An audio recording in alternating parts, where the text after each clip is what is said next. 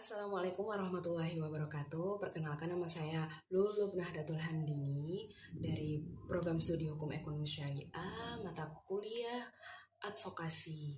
Di sini saya kelompok 4 akan membahas tentang telaah Undang-Undang Advokat. Sebelum itu, di sini saya akan menjelaskan sepemahaman saya atau yang saya pahami mengenai Undang-Undang Advokat itu sendiri. Dalam telaah Undang-Undang Advokat itu, di sini saya akan membahas tentang latar belakang lahirnya Undang-Undang Advokat, kemudian isi dari undang-undang tersebut, dan kode etik dari undang-undang tersebut membahas tentang apa. Kemudian yang ketiga mengenai ruang lingkup advokat dan syarat-syarat menjadi advokat.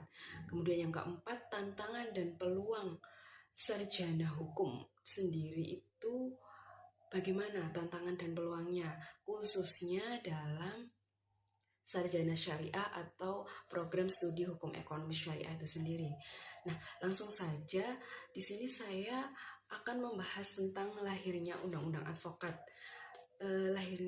Menurut pemahaman saya dan pembahasan tentang makalah yang saya buat, lahirnya Undang-Undang Advokat ini melatar belakangi karena didasari oleh beragam ketentuan, baik mengenai susunan kehakiman, mengenai pengaturan dalam advokat, serta polemik-polemik permasalahan di dalam masyarakat.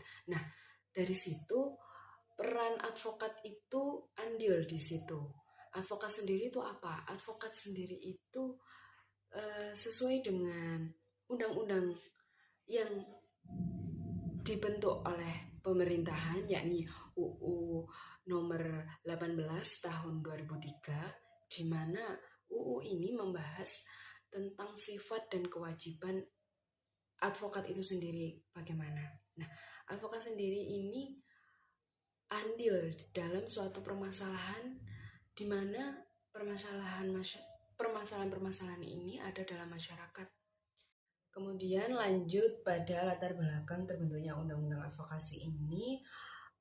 Dalam suatu undang-undang tersebut sudah dijelaskan bahwasannya sebelum membentuk Undang-Undang Advokasi itu ada polemik atau permasalahan-permasalahan suatu perkara di dalam Mahkamah Konstitusi atau yang disebut dengan MK. Dalam putusan permasalahan tersebut mengenai tentang perselisihan organisasi advokasi. Dan karena sebelum dibentuknya undang-undang itu tadi ada polemik permasalahan mengenai organisasi advokasi. Kemudian muncullah atau pemerintah mengeluarkan Undang-Undang Nomor 18 Tahun 2003 tentang advokasi. Dalam isinya membahas pada suatu keadilan hak-hak manusia atau hak asasi manusia. Di situ advokasi andil dalam situ. Syarat dan ruang lingkup advokat. Nah, dalam ruang lingkup advokat sendiri terbagi menjadi dua, yakni secara litigasi dan non-litigasi. Untuk litigasinya biasanya advokat ini menangani masalah di luar pengadilan. Untuk yang litigasi biasanya dalam lingkup pengadilan itu sendiri. Nah, dalam advokat sendiri, untuk menjadi advokat juga ada syarat-syarat ketentuan yang harus dijalani oleh seseorang yang ingin menjadi advokat, di mana ketentuan ini sudah sesuai dengan pasal 3 ayat 1 Undang-Undang Nomor 18 Tahun 2003 tentang advokat. Di dalam pasal 3 ayat 1 memuat berbagai syarat-syarat. Salah satunya harus berwarga negara Indonesia. Yang kedua, tidak pernah atau tidak mengikat suatu tindakan kriminal. Yang ketiga, harus lulusan atau sarjana hukum. Kemudian yang lainnya nanti bisa baca makalah yang sudah saya kirimkan, karena saya belum hafal keseluruhan tentang prasyarat-prasyarat itu. Yang paling penting harus berwarga negara Indonesia dan lulus sarjana hukum, kemudian harus melewati tentang apa itu advokasi, maksudnya sekolah lagi mendalami advokasi itu sendiri. Nah, kemudian yang terakhir, peluang dan tantangan sarjana syariah atau sarjana hukum sendiri.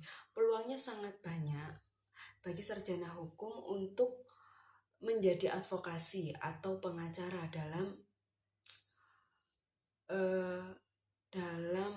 ruang lingkup hukum sendiri, karena sudah dibekali tentang materi-materi hukum dan tinggal pengaplikasiannya mengenai atau lebih mengkerucut tentang advokasi itu seperti apa. Tantangannya dalam mahasiswi lulusan hukum biasanya terpacu mengenai faktor eksternal dan internal sendiri. Faktor eksternalnya biasanya kurang mendalami atau kurang mengasah ilmu tentang hukum sendiri, tidak ada dasar hukumnya, jadi kurang dalam situ. Tantangan terbesarnya sih sebenarnya. Kemudian untuk faktor internalnya biasanya kurang percaya diri, jadi dalam diri sendiri kurang percaya diri untuk menjadi advokat, untuk mendalami sebagai profesi advokat, apakah pantas atau tidak, karena tidak dibekali dengan dasar-dasar hukum yang kuat, maka rasa percaya diri sendiri itu kurang, seperti itu. Mohon maaf jika penjelasan saya ini kurang atau mendalami materi yang saya sampaikan. Saya mohon maaf karena saya juga proses belajar, jadi dalam penyampaian pun saya masih berbelit-belit atau belum mengkerucut tentang pembahasan atau menelaah undang-undang advokasi itu sendiri apa. Kurang lebihnya saya mohon maaf. Wassalamualaikum warahmatullahi wabarakatuh.